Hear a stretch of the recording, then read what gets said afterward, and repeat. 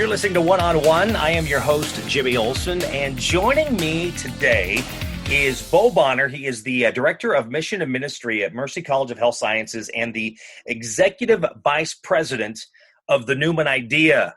Bo, how are you doing, my friend?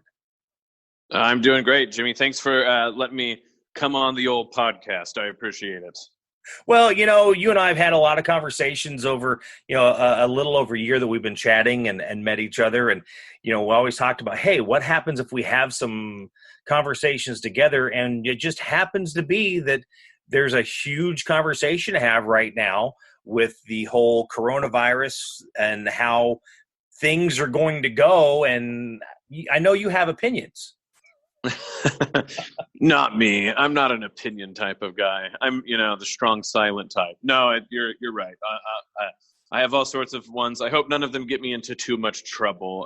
Maybe it's gone on long enough that, people know just to ignore people if they don't like what they're listening to. So I appreciate being asked. Well, Bo, before we get too far into this, so give us a little bit of a background of, who you are and what it is that you do, both at Mercy College of Health Sciences and with the Newman Idea. Yeah, no. So for a while now, let me think, since 2006, off and on, I've either been teaching at universities or being part of ministries in the Catholic Church. What I'm doing now here in Des Moines, so the mission officer essentially at Mercy College of Health Sciences, and the hope there is to be a voice to make sure that the mission and the founding sort of spirit that motivated this foundation of the college is being tended to. Mercy College was founded by the Sisters of Mercy all the way back at the turn of not this last century, but the century before. And just everything that the sisters stood for as the charisms of their order, to make sure that that's represented in some way. With the Newman Idea, we actually are a nonprofit that teaches courses in the great Catholic tradition after the sort of idea of John Henry Newman, primarily at secular and state schools. So it's an outreach to those Catholic students that they can take accredited courses. In the great Catholic tradition, we do this through hybrid Zoom classes, synchronous ones. We're like everyone else dealing with a new reality about what's going on with COVID.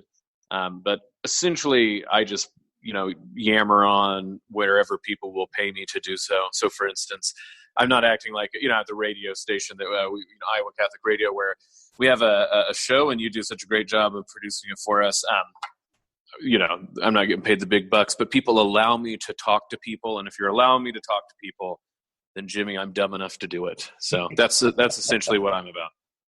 Which, yes, that is the third part of Bo Bonner. He is the co-host of The Uncommon Good, which they do have that available for podcasts, so you can be sure to search that up and check it out. Again, you are listening to a One-on-One. I am your host, Jimmy Olson, and I am talking to Bo Bonner, Director of Mission and Ministry of the Mercy College of Health Sciences. And that's kind of like the main one that I'm focusing on today, because the conversation I'm looking to have with you, Bo, is really, what are we looking for of what the health sciences are going to be like as we are moving forward? I mean, now we're hearing in the news and watching how states are starting to open up. We're even experiencing that for ourselves here in Iowa, where we're located.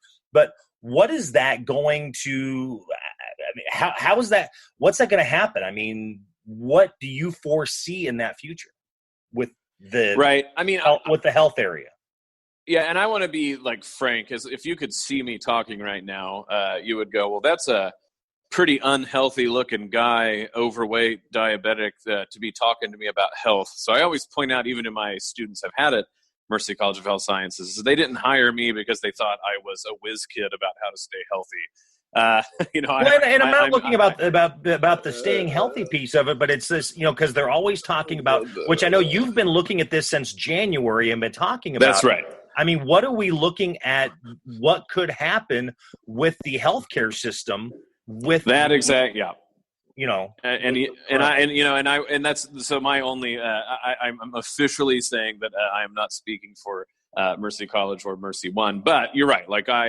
I have to deal with this. Like, we think about, the school and what it looks like and what it's going to be training people in the future. And then on the side, I'm a nerd who reads for fun, which already puts me as the guy you should give, a wedgie to. And so when and if you've been reading about this sort of stuff, like, this has been a worry for China since December, but certainly since January.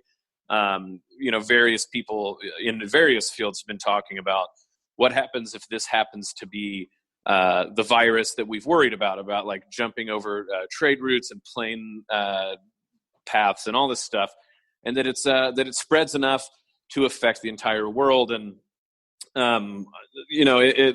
other people had long, even like before I started worrying about it, predicted that this was exactly a type of virus that could do that.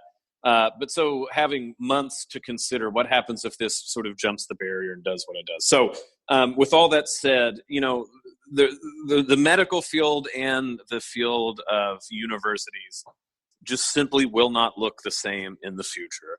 I can't like pinpoint, any sort of like direct personal knowledge, but studying the field, keeping up on, the trade journals and articles that have been written, simply the sort of money involved won't work. University life and college life has already been severely hampered and on a thread in many places well before COVID-19 became a problem. But if you have a standing problem, Jimmy, where colleges that make a lot of revenue by having residential students all of a sudden either can't do that, like the colleges all in the state systems out in California just announced, I think yesterday or the day before.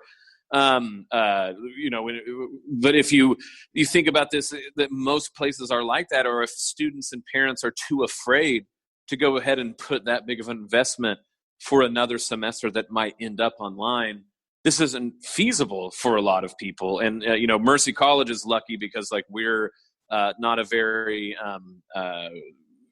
residential campus. So, going online or not is not that big of a deal for us. So you start to see this, and this goes into what's going on in the medical world. So on one hand, Mercy College is doing, good for the numbers we're looking into summer and fall, because people, I think, have it in mind. We need nurses, we need allied health. Those are worthwhile jobs that do real good, and they're in high demand. And so that's, making people go, man, that's where we need to go. But the setting reality on the other side is we don't have a medical world set up where we can keep doing like we did this last 2 months, where people don't do elective surgeries, that we don't have, steady amounts of check-ins. People were thinking at first that the hospitals would be so overfilled with COVID patients, we wouldn't know what to do with them. And now there's hospitals that are simply talking about closing because they don't have enough revenue to proceed forward. And, this isn't me like saying any sort of inside baseball that it's not, I'm not breaking any proprietary knowledge by saying this. This is the field talking about this. And it's a very interesting place to be 2 months in, where that's a legitimate thing we're asking, especially for places like rural hospitals. How are they going to survive? Because the business models just simply were not set up for what we're now facing.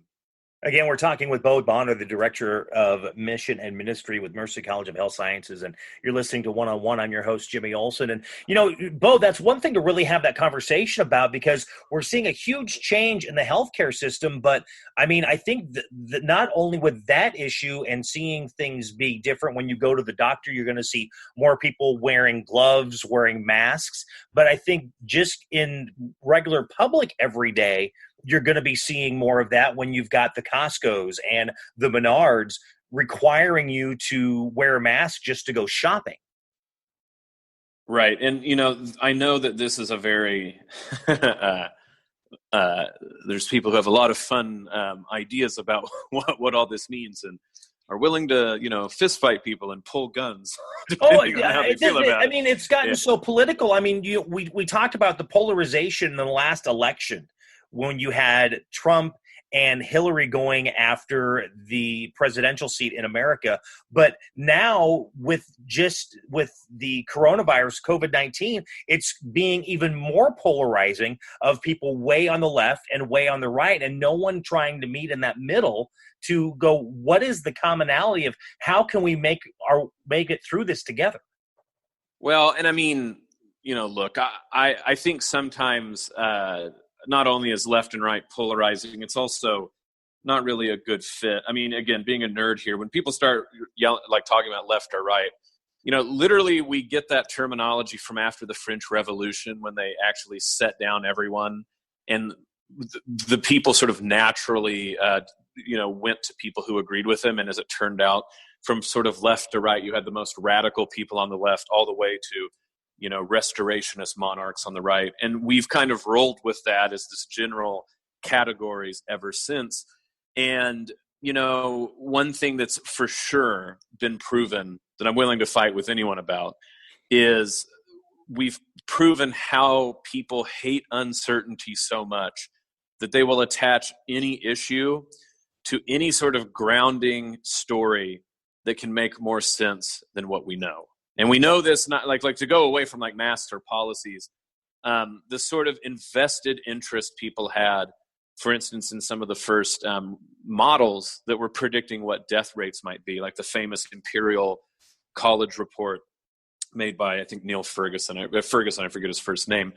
There was a lot of people who, were terrified by this, and it motivated a lot of international policy about what's going on, when the statisticians and philosophers and other people pointed out that there were problems with this model, because all models have assumptions, and they got into the sort of geekery about like why it wasn't off and these things like this.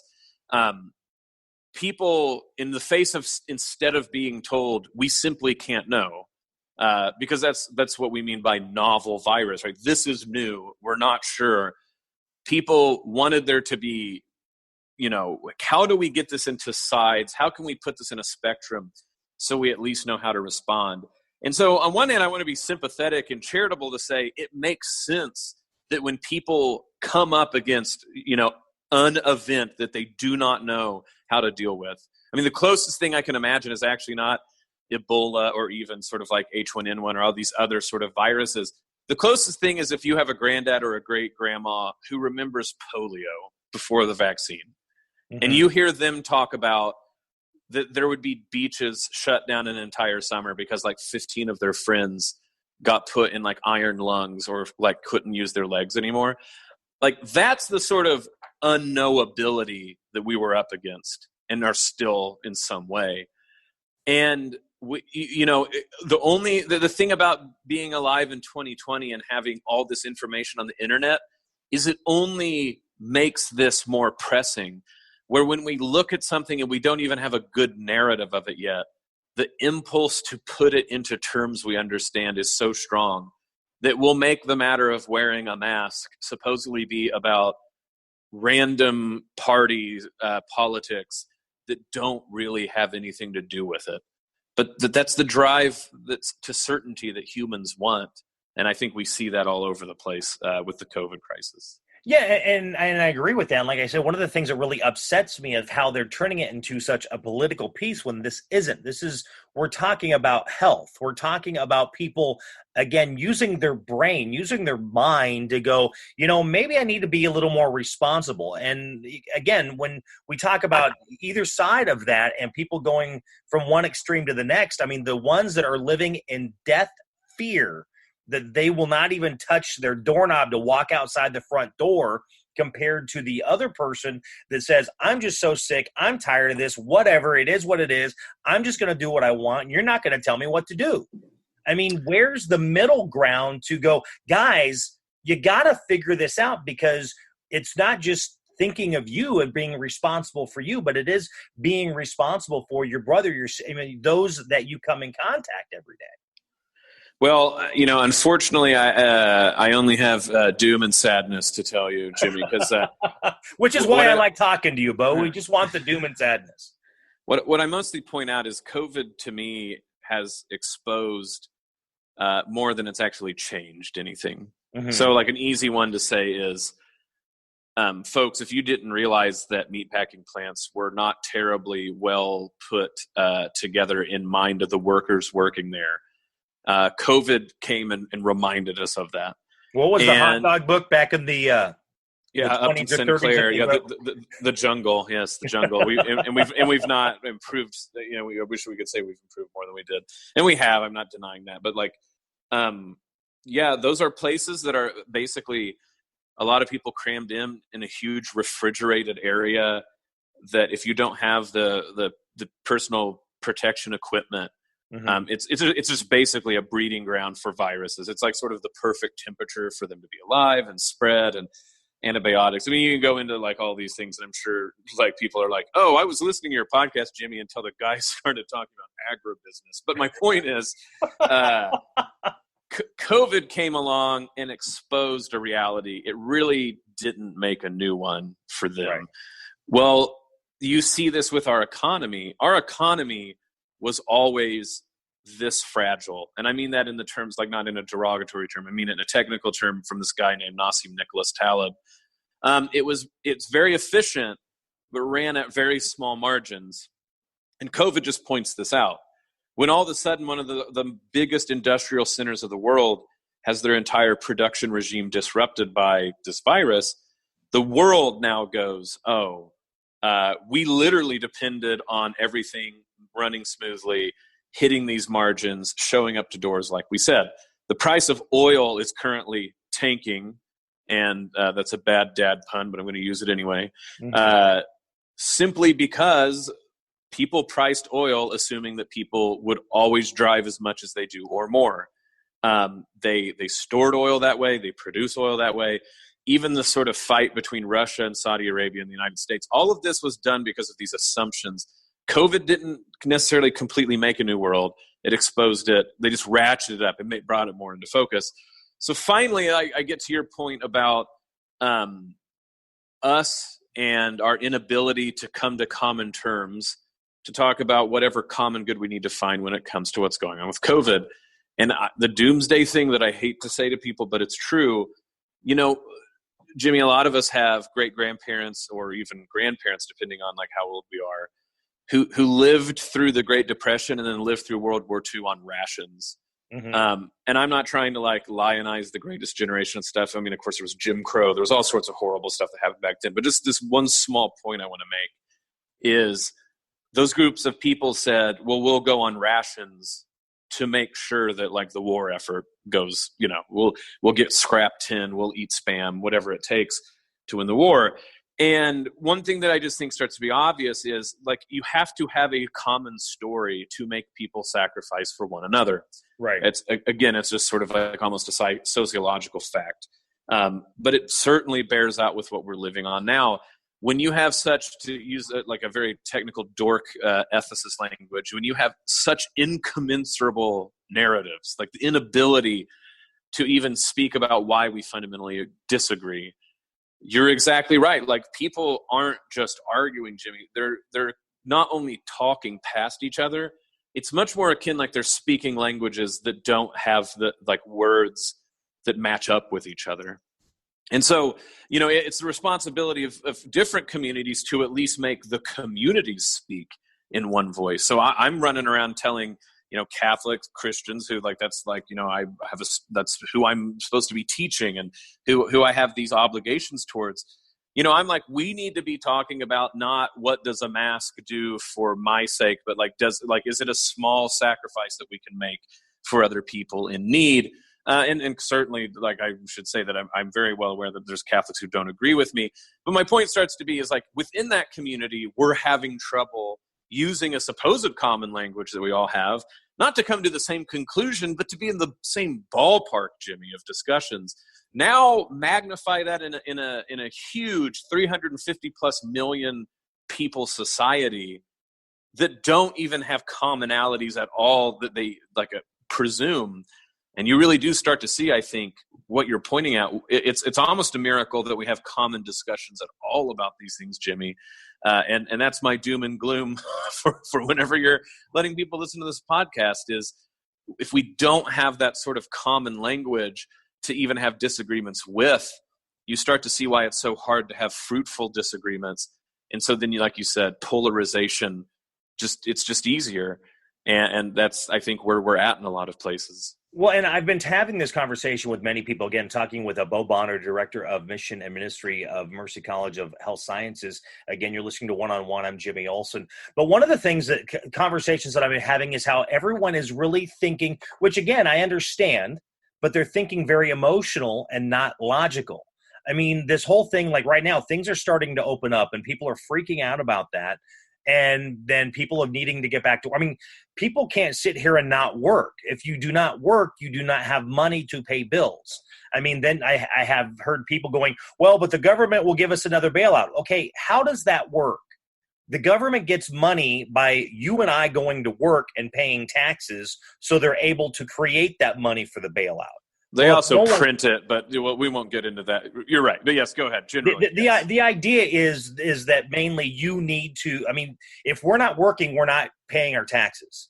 I mean, there's a lot of logic in here that I think people are letting the emotions run away with them and not thinking on the logical side of how, I mean, I know Governor Reynolds, again, for us here in Iowa, made the comment, because as they're talking of opening Iowa slowly and releasing some of those restrictions, is we have to start learning how to live with this virus.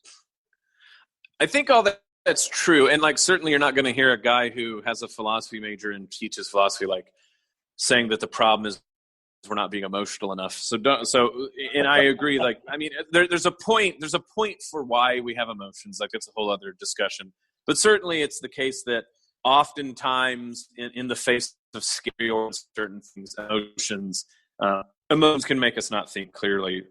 I do think it's important on the other end to point out, right, that logic in our fallen state can only go too far. And if you think that logic is a tool that will eventually clear all difficulties, then I would say that that's actually an emotional attachment to logic and not what logic actually does. And I only mean this to say two things that we've certainly learned in the past 2 months.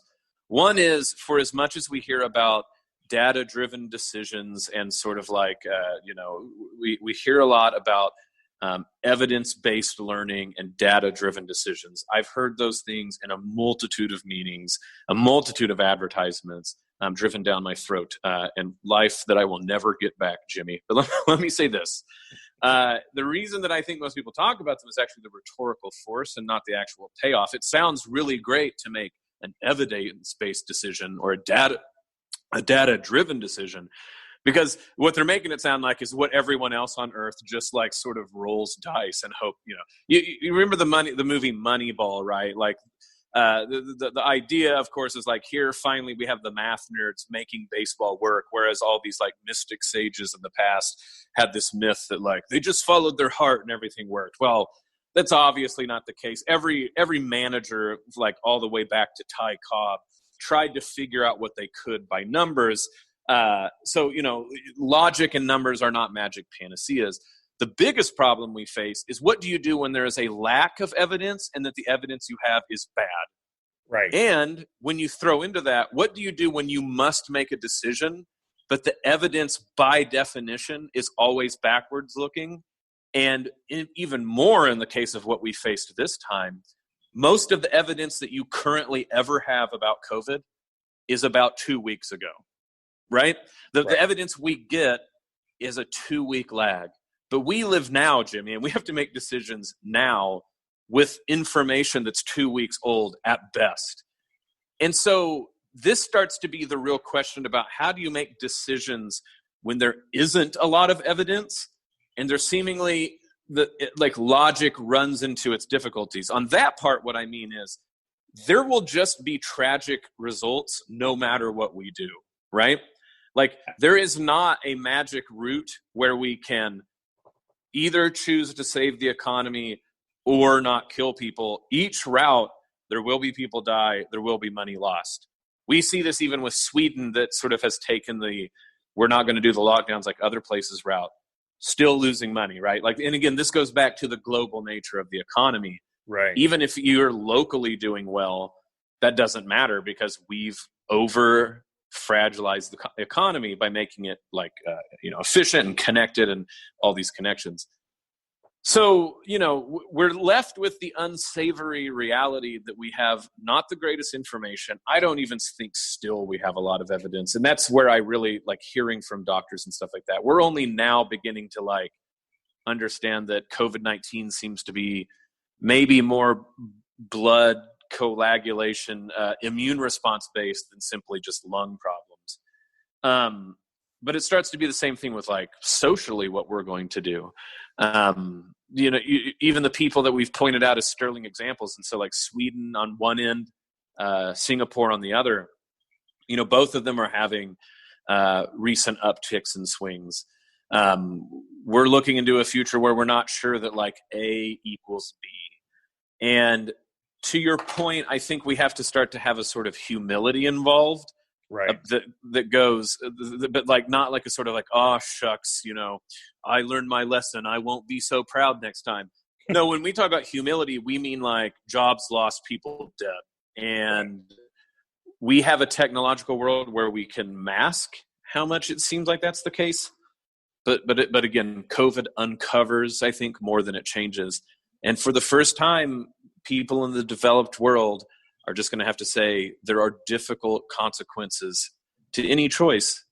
And acting like you can join one party or the other to avoid most of those, the hopeful people I talk to go, Jimmy, this is going to be a great lesson where we learn all of these things. We learn to be more humble.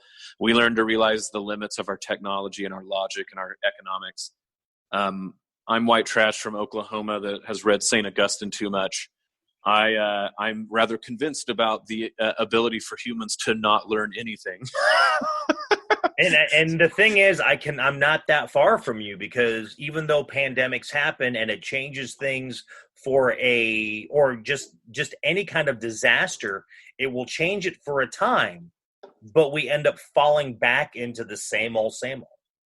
Right. I mean, history doesn't repeat, but it rhymes is what I've been hearing quite a bit from other people. And you can mean that like for better or worse. Right. It's true to act like we're not some sort of deterministic creatures that, the gears of human history are just going to make the same things happen. But, people being people, there's nothing new under the sun is the line from Ecclesiastes I love so much. And that's the big thing I've been finding out about my life, Jimmy, is I say all this stuff and it's easy to sort of like chuckle while you're with the guys like, ha, ha, ha, nothing changes. And then you're living through it and you're like, oh man, nothing changes. Like, why can't I be wrong? Why can't I be proven wrong, like with life being cooler than I imagine it to be? No, I'm always proven wrong about the good stuff. Like, oh, I think Oklahoma State, that's where I went to school, I think they're going to win this year. That's where I'm always wrong. I'm always wrong about my great predictions. My bad predictions, I'm like hitting 800 or 1,000 on those. That's great. Well, I think the biggest part of any of this, and I know we've had conversations, and this is something that I've been saying for a long time, is that it just comes down to, we use the words research and education. It's being able to, read and understand what's going on and not always just following the media and listening to what the media says. Because again, the media is going to give you answers in bits and pieces. And I think a lot of it, when it comes to emotion and logic, it's using those together. It's not saying either side is the way you have to think 100%, but there is that harmony of how those work together to use that emotion, to use your logic, to be able to take the information that you're receiving and reading to understand, oh, this is how it actually comes together. When I see A, B, and C, and I meld those, oh, here's how the answers come out, and you're being able to, not say you're going to get a solution, but at least then you're having an understanding to what is happening around you to the best, again, because the information's not always on time, but the best information that you can get for that time. Well, Jimmy, again, you've talked to me too much, so you know that I'm sort of a turd that like will be more oppositional than maybe like my own position really is. Obviously I believe in the value of education, or I wouldn't have dedicated my life to it. But I do think it's important to, to lean back into that as well. As, Bob Dylan always says, you got to serve someone. Right. And one of the things I think is important is if you ever allow your education to make you believe that you're some sort of, and I'm not meaning you, Jimmy, I mean any of us. If you ever let your, I get it. Yeah. I don't mean you, but but wink, wink. If you ever let your education let you imagine yourself as sort of a neutral observer that stands above the fray without an allegiance, then you really truly have tricked yourself. And that starts to be, I think, one of the biggest deals with, media. Again, it's funny, like we talk about media. Here we are on a podcast and both of us work at a radio station, so like I've been doing radio for many years and media drives me absolutely insane. So, But I think part of the trick of media is it's enchantment, I should say, is that because we all imagine ourselves as these sort of like independent consumers of information, that we'll run into these things acting like there's this neutral space and I'm this like arbiter of the free market of ideas, and like I will judge these things and I'll put them on the scale of my brain and I will come to the good conclusion and all these things like this. And of course, the worst thing about any tyrant, Jimmy, is a tyrant that won't admit they're one. And when we are tyrannical ourselves and to ourselves, we don't admit it. That to me is when we run into our worst ideas. We got to admit about ourselves why we want certain narratives to work out.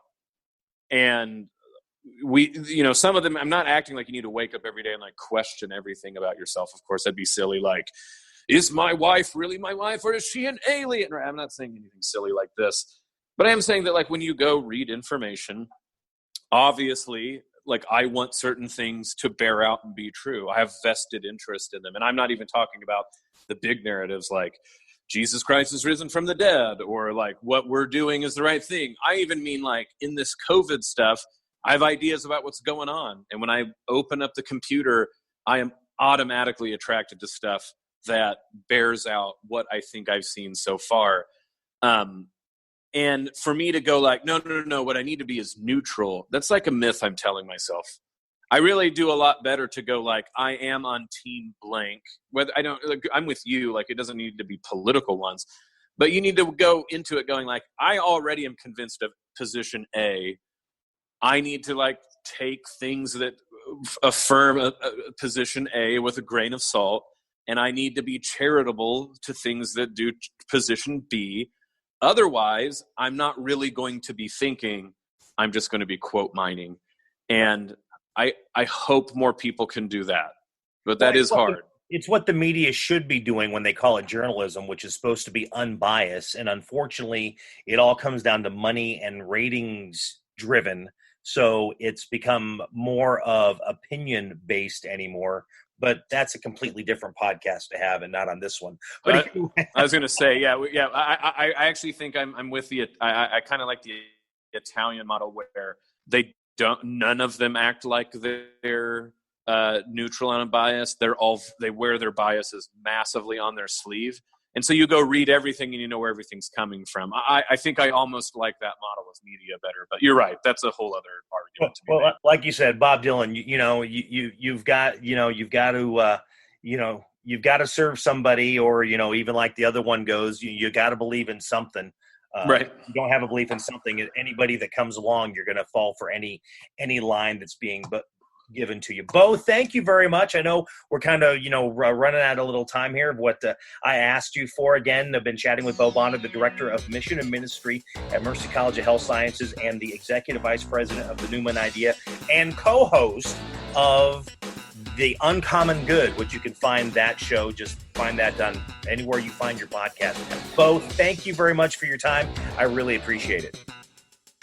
Thanks, Jimmy. It's been an honor, and good luck with everything. Again, you've been listening to One on One. I'm your host, Jimmy Olson.